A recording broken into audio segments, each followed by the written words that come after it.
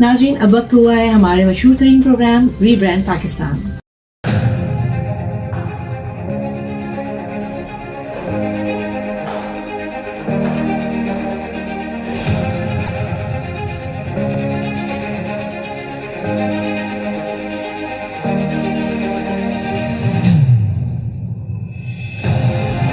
अस्सलाम वालेकुम नाज़रीन, मैं हूं मोहम्मद हनीफ़ ख़ान, प्रोग्राम रीब्रांड पाकिस्तान के साथ। नाज़रीन, जैसा कि आप जानते हैं कि अभी हालिया दौरा इमरान ख़ान साहब ने, हमारे जो वज़ीर आज़म पाकिस्तान है, उन्होंने किया, और इस दौरे के हवाले से भी आज हम बात करेंगे। और पाकिस्तान के जो भी मसाइल हैं, बहुत सारी चीज़ें हैं जिस पे आज हमारी डिस्कस होगी। और आज इस गुफ्तगू को जारी रखेंगे। हमारे साथ जो मेहमान हैं हमारे, वो है OPTV के हमारे CEO वक़ार अली ख़ान। बहुत सीनियर तज्ज़ियाकार हैं, बहुत सीनियर हैं, और इस वक्त हमारे साथ टेलीफोन लाइन पर मौजूद हैं अमेरिका से। अच्छा वक़ार भाई, हालिया जो प्यूटन और वज़ीर आज़म पाकिस्तान की जो मुलाकात हुई, उस हवाले से आप क्या कहेंगे?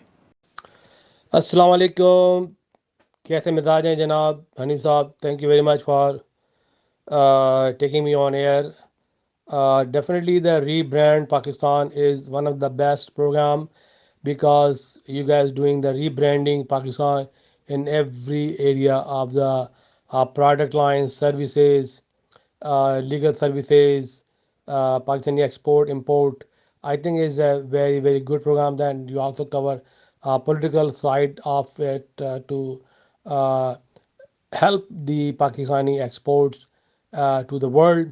And I think rebranding Pakistan really much needed the rebranding. और जैसा कि आपने पूछा है कि जनाब वज़ीर आज़म इमरान खान साहब का जो दौरे रूस है और पुतिन से मुलाकात है, और मैं उसको किस नज़र से देखता हूँ।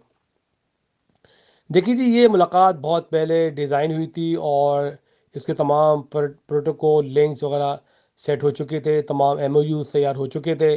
और बाकी जो ये यूक्रेन का जो सिलसिला है, ये तो काफ़ी अरसे से चल रहा है, ऐसे नहीं है, कम से कम 4-5 साल से चल रहा है कि वो नेटो को ज्वाइन करना चाहते हैं। और पुतिन नहीं चाहता है कि उसके सराउंडिंग पे ऐसे ख़तरात पैदा किए जाएँ जिससे उसकी सॉवरेनिटी को कोई ख़तरा हो। देखें, हमारा क्या है, हमें अपना घर देखना है, ठीक है। नबी करीम सल्लल्लाहु अलैहि वसल्लम ने भी कहा है कि पहले अपने घर को देखो, फिर अपने पड़ोसी को, फिर अपने मोहल्ले को, फिर दूसरे शहर को और कंट्री को।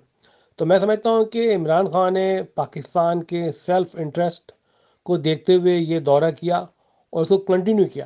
अगर ये दौरा कैंसिल हो जाता तो इससे ये पता चलता है कि इमरान खान और पाकिस्तान भी रशिया के मुखालिफ सफ़ों में खड़ा है, जबकि अमेरिका ने पाकिस्तान को कई बार अकेला छोड़ा है और पाकिस्तान ने बिलियंस मिलियंस का लॉस किया है इन्वेस्टमेंट में। 9/11 के बाद, अफगान जंग में ये सब चीज़ें पाकिस्तान को बहुत लॉस हुआ है। बड़े दहशतगर्दी हुई है पाकिस्तान में, बम ब्लास्ट हुए हैं, 80,000 लोग मारे गए हैं।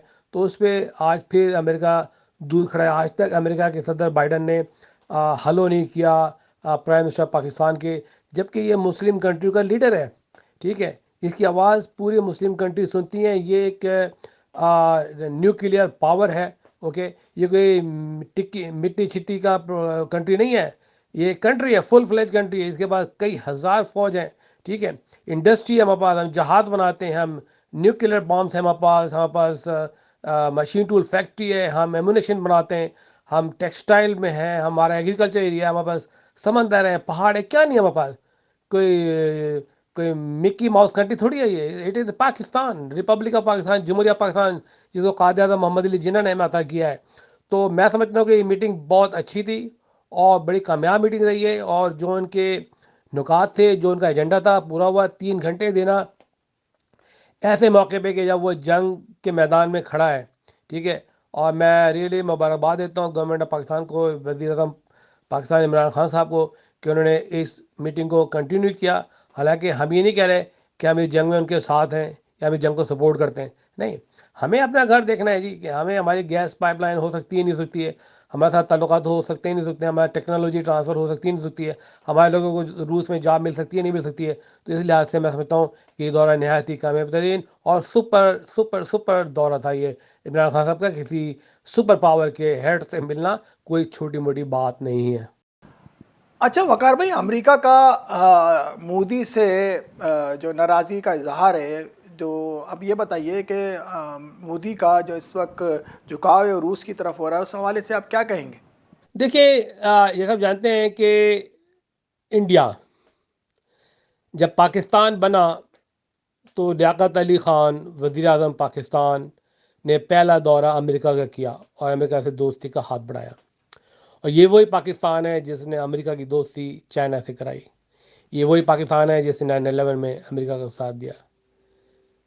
ये वही पाकिस्तान है जो आज भी अमेरिका के साथ खड़ा है और अपना नुकसान करके। मोदी जो है ये बहुत ही देरीना, इंडिया भारत, मोदी को नहीं कह रहा हूँ, इंडिया जो भारत है बहुत देरीना दोस्त है रशिया का।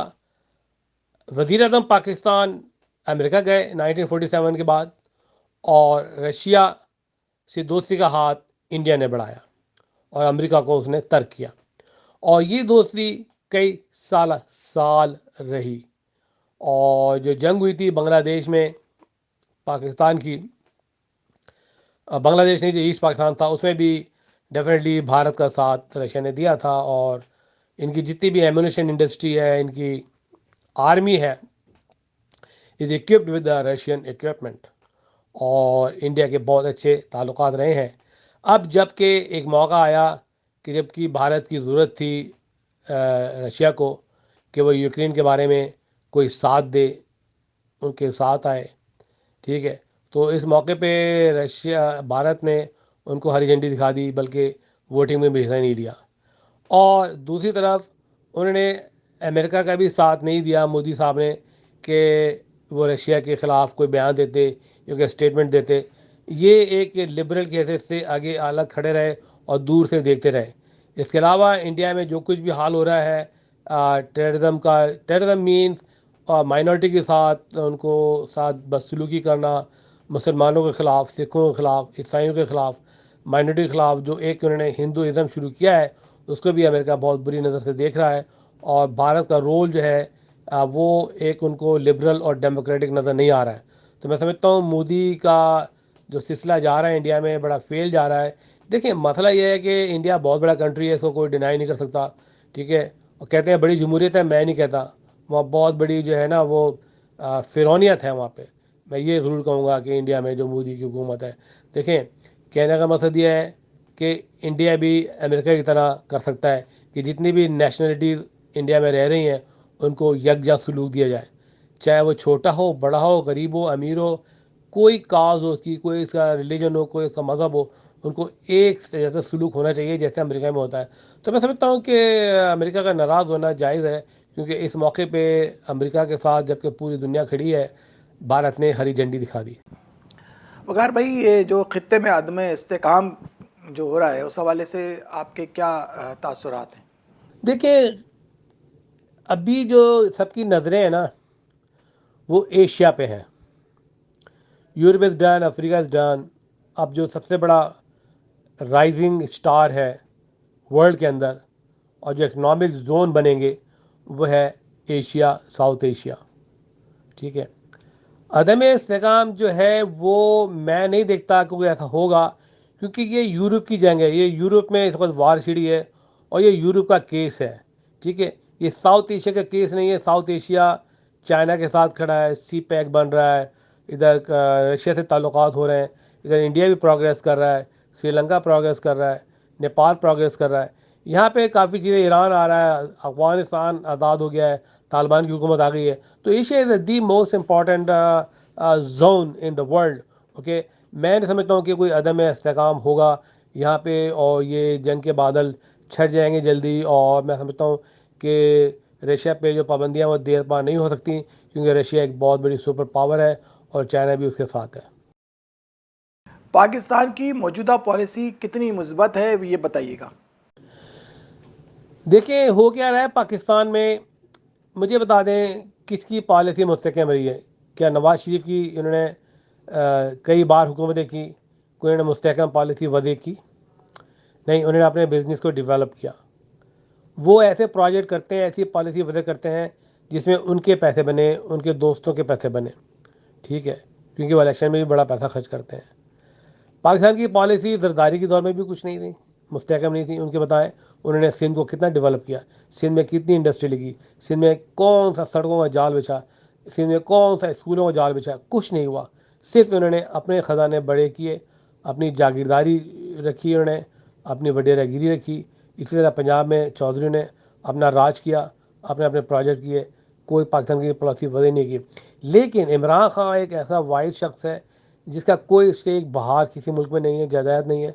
उसने हॉस्पिटल बनाए, उसने यूनिवर्सिटी बनाई, और वो बेसिक पॉलिसी वजह कर रहा है ताकि ग्राउंड लेवल से जाए। देखिए, कोई भी इमारत अगर आप बीच से शुरू करते हैं वो गिर जाती है। तो इमरान खान की पॉलिसी मैं समझता हूँ कि अच्छी जा रही है कि अगर उसको ब्रीथिंग टाइम दिया जाए। उसको अपोजिशन ब्रीथिंग टाइम नहीं दे रही है। अभी जो अपोजिशन बात कर रही है ना, एतमाद का वोट लाने के लिए, अदम एतमाद का वोट, मैं समझता हूँ कि ये बद एतमादी का वोट लाने की कोशिश कर रहे हैं।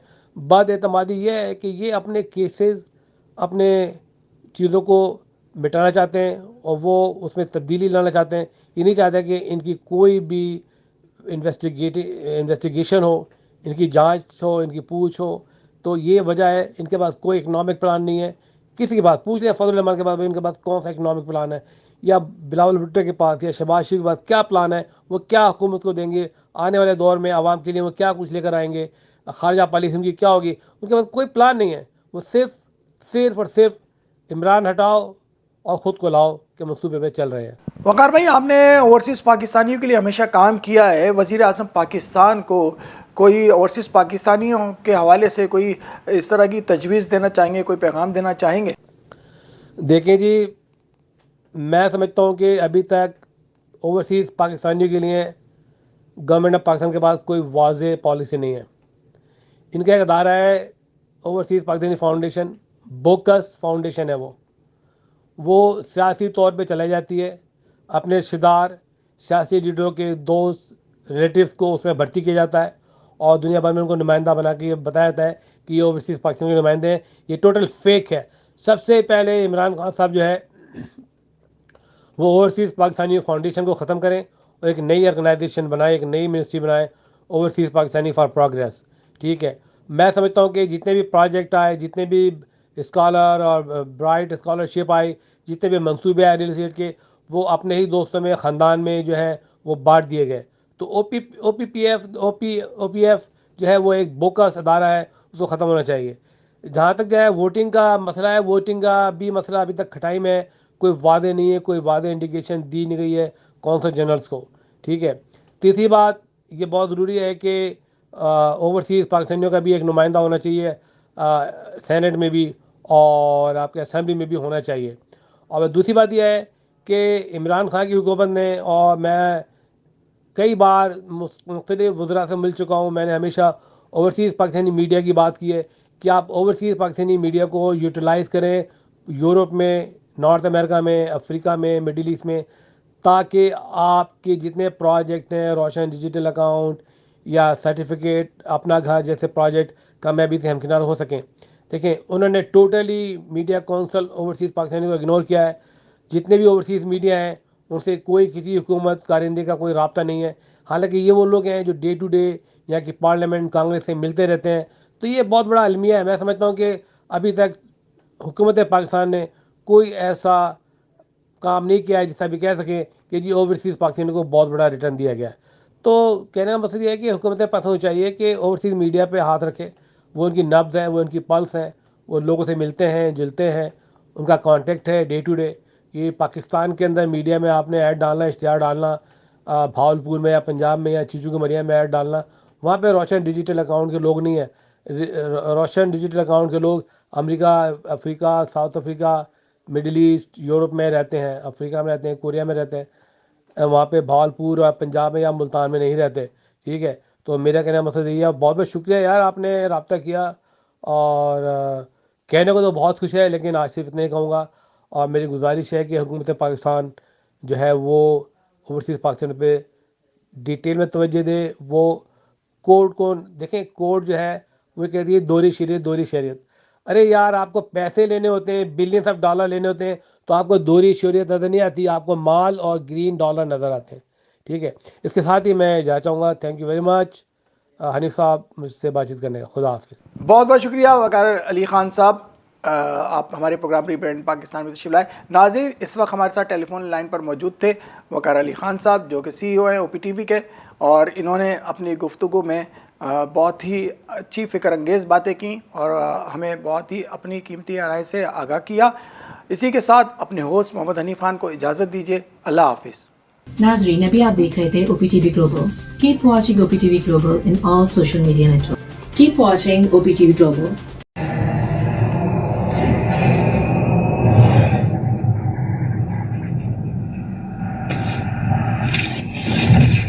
Kaba Fusion is a pharmacist-owned, patient-focused team of professionals with over 30 years' experience providing intravenous medication to pediatric and adult patients in the comfort and safety of their own home.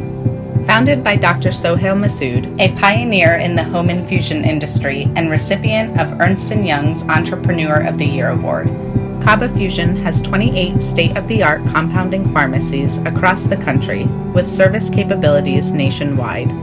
Specializing in IVIG, SCIG, and acute therapies, our highly skilled infusion nurses are present throughout your treatment and our clinicians are on call 24 hours a day. Please visit us at kabafusion.com for more information.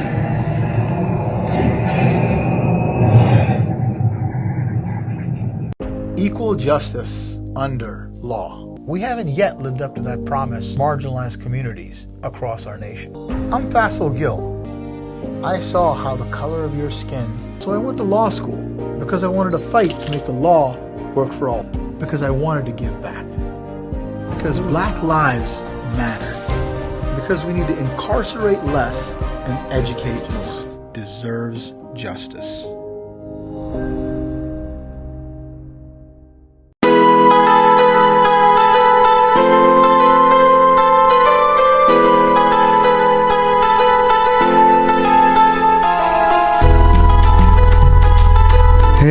दोस्त जरा और करीबे रगे जाऊं चिनाई छड़ींदा यार चिनाई छड़ींदा यार वजे अल्लाह वाली तार वजे मुर्शद वाली तार मैनू इश्क न जावे कुछ समझ ना आवे मैनू इश्क न जावे कुछ समझ ना आवे जद सामने होवे यार ते नचना पैंदा ए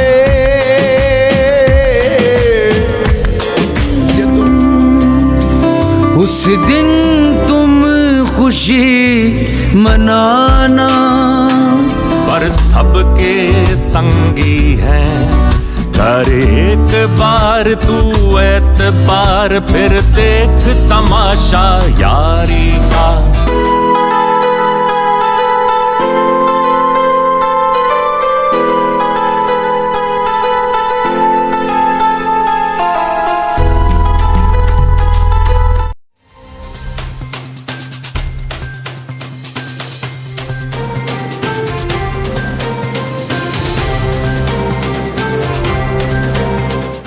OPTV की फखरिया पेशकश दुनिया भर में आबाद पाकिस्तानियों की तरक्की और कामरानी पर मबनी प्रोग्राम पाकिस्तान को तरक्की की राह पर गामजन करने के लिए दुनिया भर में पाकिस्तानी मुतहर्रिक और तैयार।